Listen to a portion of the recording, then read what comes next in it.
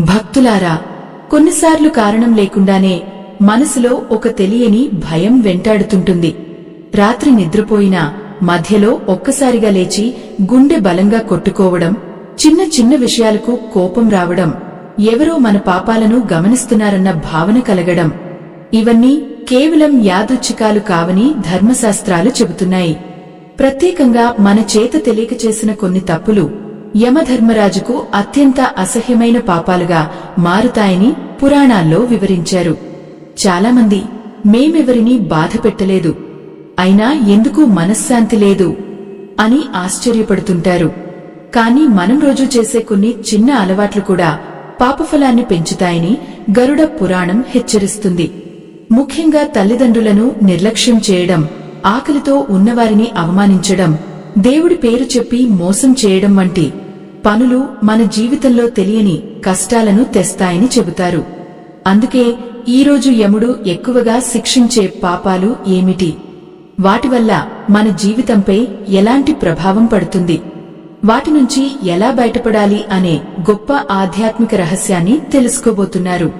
ఈ ఆధ్యాత్మిక రహస్యం మీకు పూర్తిగా అర్థం కావాలన్నా, దైవానుగ్రహం దక్కాలన్నా ఈ వీడియోను ఎక్కడా ఆపకుండా చివరి వరకు చూడండి. పురాణాల ప్రకారం యమధర్మరాజు కేవలం శిక్షించే దేవుడు కాదు, ఆయన ధర్మాన్ని కాపాడే దైవశక్తి. మనిషి చేసిన ప్రతి మంచి, ప్రతి చెడు కర్మను చిత్రగుప్తుడు నమోదు చేస్తాడని చెబుతారు. ఒకసారి మహాభారత కాలంలో విరోచన అనే రాజు ఉండేవాడు. అతడు బయటకు చాలా మంచివాడిలా కనిపించేవాడు. ఆలయాలకు విరాళాలు ఇచ్చేవాడు. ప్రజల ముందు భక్తుడిలా నటించేవాడు. కాని రహస్యంగా తన సేవకులను అవమానించేవాడు. వృద్ధులను చిన్నచూపు చూసేవాడు. ఒకరోజు అతని రాజ్యంలో ఓ వృద్ధ బ్రాహ్మణుడు ఆకలితో సహాయం అడిగాడు. విరోచనుడు అతడిని అందరి ముందు అవమానించి పంపించాడు. అప్పటినుంచి అతని జీవితంలో విచిత్ర సంఘటనలు మొదలయ్యాయి. రాజ్యంలో శాంతి తగ్గింది. అతనికి రాత్రుళ్ళు భయంకరమైన కలలు రావడం మొదలైంది. చివరికి ఒక మహర్షి వచ్చి ఆకలితో ఉన్నవారిని అవమానించడం యమునికి అత్యంత కోపం తెప్పించే పాపం అని చెప్పాడట. అన్నదానం మహాదానం అనే తెలుగు సామెత వెనుక కూడా ఇదే ఆధ్యాత్మిక సత్యం దాగి ఉంది. మన ముందు సహాయం కోరిన వారిని నిర్లక్ష్యం చేయడం వల్ల మన కర్మభారం పెరుగుతుందని శాస్త్రాలు చెబుతాయి. ముఖ్యంగా ఇంట్లో పెద్దలను ఏడ్పించడం, వారి మాటలను హేళన చేయడం యమధర్మరాజు దృష్టిలో తీవ్రమైన దోషంగా భావిస్తారు. ఎందుకంటే తల్లిదండ్రులు మనకు కనిపించే మొదటి దైవాలు. వారిని బాధపెట్టిన వారి జీవితంలో శాంతి నిలవదని పురాణాలు హెచ్చరిస్తాయి. ఇక్కడ ఒక చిన్న విషయం గుర్తుంచుకోండి. కొన్నిసార్లు మనం కోపంలో మాట్లాడిన మాట కూడా పెద్ద పాపంగా మారుతుంది. అందుకే మాట మంత్రం, మాటే శాపం అని పెద్దలు చెప్పేవారు. ఈ దైవవాక్యాన్ని నమ్మేవారు కామెంట్స్ లో ఓం యమధర్మరాజాయ నమః అని రాయండి. ఇక యముడు అసహించుకునే మరో భయంకరమైన తప్పు ఏమిటో తెలుసుకుంటే చాలామంది ఆశ్చర్యపోతారు. ఎందుకంటే ఆ పాపం ఈ రోజుల్లో చాలామంది తెలియకుండానే చేస్తున్నారు. పురాణాల్లో చెప్పిన ప్రకారం మనిషి చేసే పాపాలలో విశ్వాసద్రోహం అత్యంత ప్రమాదకరమైనదిగా భావిస్తారు. అంటే మనపై నమ్మకం పెట్టుకున్న వారిని మోసం చేయడం. ఈ పాపం గురించి ఒక అద్భుతమైన కథ స్కాంద పురాణంలో ప్రస్తావించబడింది. చాలా కాలం క్రితం సుధాకర్ అనే వ్యాపారి ఉండేవాడు. అతడు బయటకు ఎంతో వినయంగా కనిపించేవాడు. దేవాలయాలకు వెళ్లేవాడు, పూజలు చేసేవాడు. కాని అతని మనసులో మాత్రం లోభం పెరిగిపోయింది. తన దగ్గర పనిచేసే పేదవాళ్లకు తక్కువ జీతం ఇచ్చి మోసం చేసేవాడు. అప్పు తీసుకున్న వారి ఇళ్లను లాక్కుని వారిని వీధుల్లోకి నెట్టేవాడు. ముఖ్యంగా తన స్నేహితుల నమ్మకాన్ని ఉపయోగించి డబ్బు సంపాదించేవాడు. ఒకరోజు అతని వద్దకు బాల్యంలో సహాయం చేసిన స్నేహితుడు వచ్చాడు. నా కుమార్తె పెళ్లికి కొంత సహాయం చేయి అని అడిగాడు. కాని సుధాకర్ అతడిని అవమానించి పంపించాడు. ఆ రాత్రి అతడికి ఒక విచిత్రమైన కల వచ్చింది. నల్లటి వస్త్రాలు ధరించిన ఇద్దరు దైవదూతలు అతని ముందు నిలబడి నమ్మకాన్ని మోసం చేసిన వారికి యమలోకంలో కఠినమైన ఫలితం ఉంటుంది అని హెచ్చరించారు. మరుసటి రోజు నుంచి అతడి జీవితంలో విచిత్ర మార్పులు మొదలయ్యాయి. సంపాదించిన ధనం నిలవలేదు. ఇంట్లో కలహాలు పెరిగాయి. అతడు ఒంటరిగా మారిపోయాడు. అప్పుడు ఒక సద్గురు అతనికి చెప్పిన మాటలు ఎంతో గొప్పవి. ధర్మం లేకుండా సంపాదించిన ధనం నీడలాంటిది. వెలుతురు తగ్గగానే అది కూడా మాయమవుతుంది. ఈ మాట విన్న తర్వాత సుధాకర్ తన తప్పు తెలుసుకున్నాడు. తన వల్ల నష్టపోయిన వారిని పిలిచి క్షమాపణలు చెప్పాడు. పేదలకు సహాయం చేశాడు. ముఖ్యంగా ఇకపై ఎవరినీ మోసం చేయనని ప్రతిజ్ఞ చేశాడు. ఆ తర్వాత అతని జీవితంలో మళ్లీ శాంతి రావడం ప్రారంభమైంది. ఇది కేవలం ఒక పురాణ కథ కాదు, మన రోజువారీ జీవితానికి కూడా పెద్ద హెచ్చరిక. ఈ రోజుల్లో కొందరు దేవుడి పేరు చెప్పి మోసం చేస్తున్నారు. కొందరు స్నేహితుల నమ్మకాన్ని ఉపయోగిస్తున్నారు. ఇంకొందరు సోషల్ మీడియాలో అబద్ధాలు చెప్పి ఇతరులను బాధిస్తున్నారు. ధర్మశాస్త్రాలు చెబుతున్నాయి, అబద్ధం వల్ల కొంతకాలం లాభం రావచ్చు, కానీ కర్మఫలం నుంచి ఎవరూ తప్పించుకోలేరు. తెలుగు పెద్దలు ఒక మాట చెప్పేవారు, చేసినది చెట్టు మీద రాసినా కాలం చదువుతుంది. అంటే మనం చేసిన ప్రతి పని ఒకరోజు మన ముందుకు తిరిగి వస్తుంది. అందుకే యమధర్మరాజు ముందు భయపడకుండా నిలబడాలంటే మన హృదయం పవిత్రంగా ఉండాలి. ఇక్కడ మరో ముఖ్యమైన విషయం ఉంది. కొందరు తెలియకుండానే ప్రతిరోజు చేసే ఒక చిన్న అలవాటు యముని దృష్టిలో తీవ్రమైన దోషంగా మారుతుందని గరుడ పురాణం చెబుతోంది. ముఖ్యంగా రాత్రి సమయంలో చేసే ఆ పని గురించి తెలుసుకుంటే మీరు ఆశ్చర్యపోతారు. ఈ దైవ హెచ్చరికను గౌరవించేవారు కామెంట్స్ లో ధర్మమే జయం అని రాయండి. ఎందుకంటే ధర్మాన్ని కాపాడిన వారిని చివరకు దైవమే కాపాడుతుంది. ఇప్పుడు యముడు ఎందుకు కొన్ని అలవాట్లను అత్యంత ప్రమాదకరమైన పాపాలుగా భావిస్తాడో తెలుసుకునే సమయం వచ్చింది. గరుడ పురాణంలో ఒక ఆశ్చర్యకరమైన విషయం చెప్పబడింది. మనిషి రాత్రి సమయంలో చేసే కొన్ని అలవాట్లు అతని కర్మపై తీవ్ర ప్రభావం చూపుతాయని. ముఖ్యంగా తల్లిదండ్రులను అవమానిస్తూ నిద్రపోవడం, కోపంతో దేవుడిని దూషించడం, ఇతరుల కష్టాన్ని చూసి ఆనందించడం వంటి పనులు యమధర్మరాజుకు అత్యంత అసహ్యమైనవిగా పేర్కొన్నారు. ఎందుకంటే రాత్రి సమయం మనసు అత్యంత ప్రభావితమయ్యే కాలం అని శాస్త్రాలు చెబుతున్నాయి. ఆ సమయంలో మన ఆలోచనలు నేరుగా కర్మరూపంలో నిలిచిపోతాయని మహర్షులు వివరించారు. పురాణాల్లో మైత్రేయుడు అనే ఒక యువకుడి కథ ఉంది. అతడు చిన్నప్పటినుంచి తెలివైనవాడు. కాని అతనికి ఒక చెడు అలవాటు ఉండేది.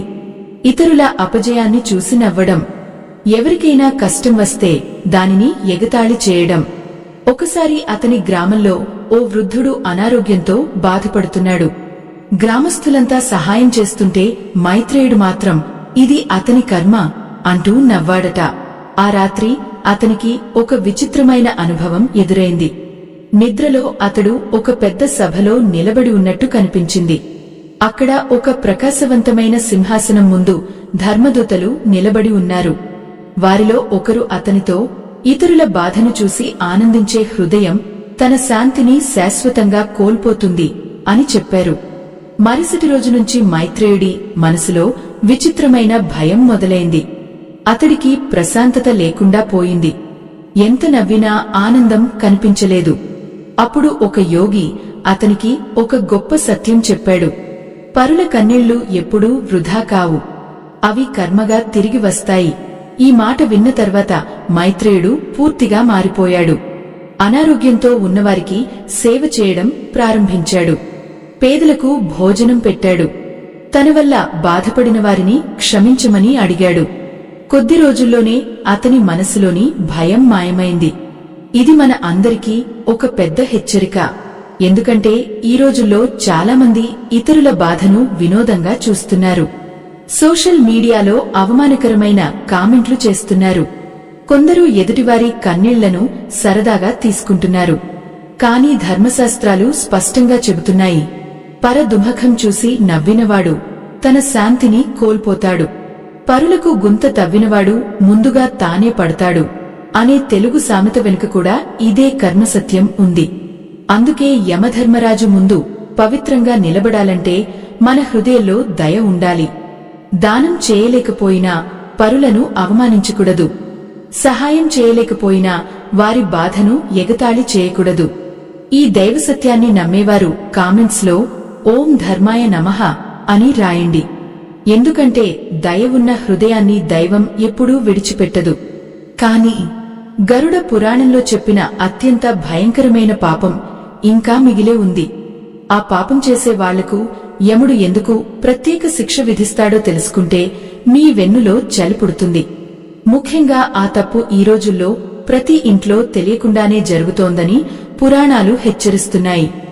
ధర్మశాస్త్రాల ప్రకారం అన్నాన్ని అవమానించడం యమధర్మరాజుకు అత్యంత కోపం తెప్పించే పాపాలలో ఒకటి.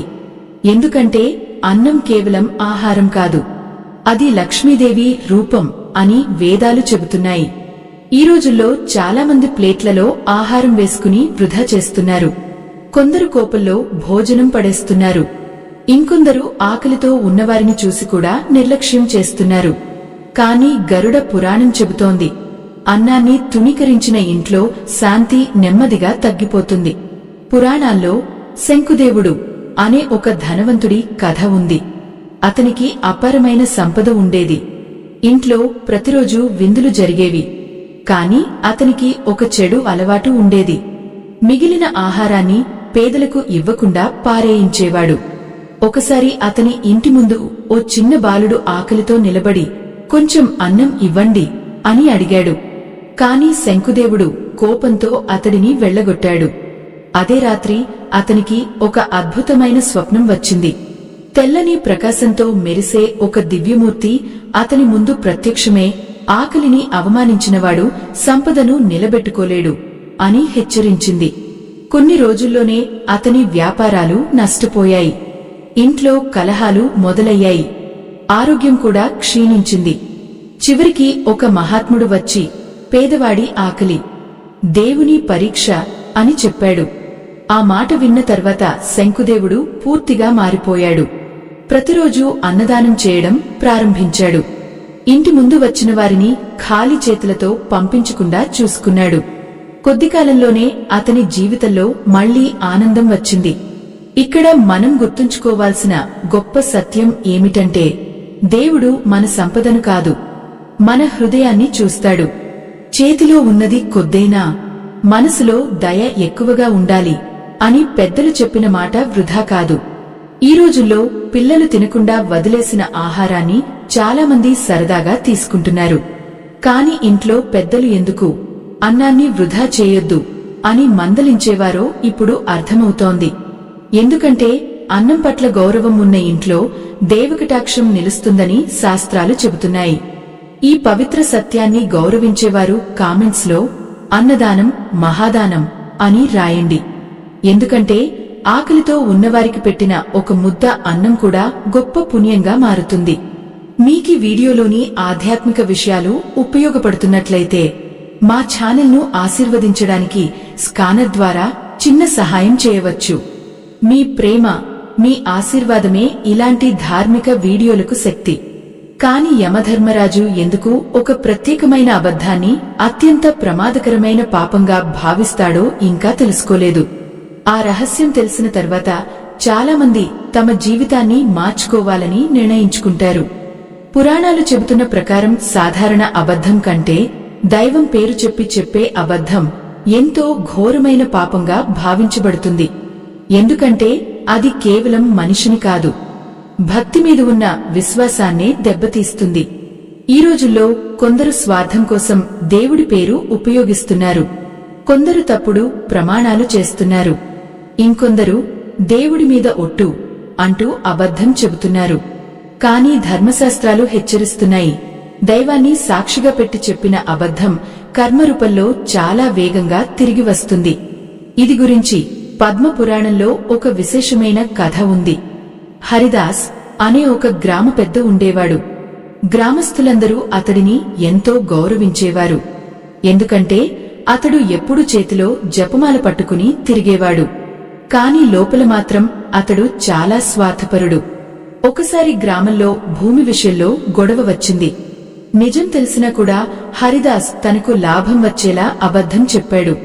అంతేకాదు, దేవుడి మీద ఒట్టు, నేనే నిజం చెబుతున్నాను అని ప్రమాణం చేశాడు. ఆ సంఘటన తర్వాత అతని జీవితంలో విచిత్ర మార్పులు ప్రారంభమయ్యాయి. అతడు ఎంత పూజలు చేసినా మనశ్శాంతి దొరకలేదు. ఇంట్లో భక్తి వాతావరణం తగ్గిపోయింది. ఒకరోజు ఆలయంలో దీపం వెలిగిస్తుండగా అతని చేతిలోని దీపం అకస్మాత్తుగా ఆరిపోయిందట. అదే సమయంలో అక్కడున్న ఓ వృద్ధ సన్యాసి అతనితో, భక్తి నోటితో కాదు, నిజాయితీతో నిరూపించాలి అని చెప్పాడు. ఆ మాటలు హరిదాస్ హృదయాన్ని కదిలించాయి. అతడు గ్రామస్థులందరి ముందు తన తప్పు ఒప్పుకున్నాడు. అన్యాయం చేసిన వారికి తిరిగి న్యాయం చేశాడు. అప్పటినుంచి అతడు ఒక్క విషయం ఎప్పుడూ గుర్తుంచుకున్నాడు: దైవం ముందు నటించడం అసాధ్యం. తెలుగు పెద్దలు ఒక గొప్ప మాట చెప్పారు: అబద్ధం ఆడినవాడు కొంతకాలం గెలుస్తాడు, నిజం చెప్పినవాడు శాశ్వతంగా నిలుస్తాడు. ఈ మాట వెనుక ఉన్న ధర్మసత్యం ఇప్పుడు మీకు అర్థమవుతుందేమో. మన జీవితంలో కూడా కొన్ని సందర్భాల్లో చిన్న లాభం కోసం అబద్ధం చెప్పాలని అనిపిస్తుంది. కాని అదే అలవాటుగా మారితే మన హృదయంలోని పవిత్రత నెమ్మదిగా తగ్గిపోతుంది. అందుకే మహర్షులు సత్యమే పరమధర్మం అని చెప్పారు. ఈ దైవ సత్యాన్ని నమ్మేవారు కామెంట్స్ లో సత్యమేవ జయతే అని రాయండి. ఎందుకంటే సత్యాన్ని కాపాడిన వారిని చివరకు దైవమే కాపాడుతుంది. ఇప్పటివరకు మీరు విన్న ప్రతి పాపం మనిషి జీవితాన్ని నెమ్మదిగా చీకటి వైపు తీసుకెళ్తుంది. కాని చివరిగా చెప్పబోయే ఒక మహారహస్యం మాత్రం యమధర్మరాజు కూడా గౌరవించే పవిత్ర మార్గాన్ని చూపిస్తుంది. ఆ రహస్యం తెలిసినవారు ఎంత పెద్ద కర్మబంధనంలో ఉన్నా మార్పు పొందగలరని పురాణాలు చెబుతున్నాయి.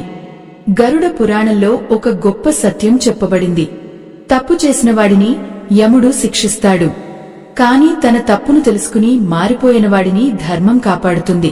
అంటే మనిషి జీవితంలో ఎంతటి పాపం జరిగినా నిజమైన పశ్చాత్తాపం, దయ, ధర్మం ఉంటే మార్గం తెరుచుకుంటుందని శాస్త్రాలు చెబుతున్నాయి. పురాణాల్లో ధీరవర్మ అనే ఒక యువరాజు కథ ఉంది. చిన్నప్పటినుంచి అతనికి అధికారం మీద గర్వం ఎక్కువ. సేవకులను చిన్నచూపు చూసేవాడు. కోపంతో అందరినీ అవమానించేవాడు. ఒకరోజు అతడు వేటకు వెళ్లి అడవిలో దారి తప్పిపోయాడు. రాత్రి చీకటిలో అలసిపోయి ఒక చిన్న ఆశ్రమం దగ్గరకు చేరాడు. అక్కడ ఓ వృద్ధ ఋషి అతనికి నీళ్లు ఇచ్చి విశ్రాంతి కల్పించాడు. కాని ఆశ్రమంలో ఉన్నవారు చాలా పేదవాళ్లు. అయినా వారు తమ దగ్గర ఉన్న కొద్దిపాటి ఆహారాన్ని కూడా అతనితో పంచుకున్నారు.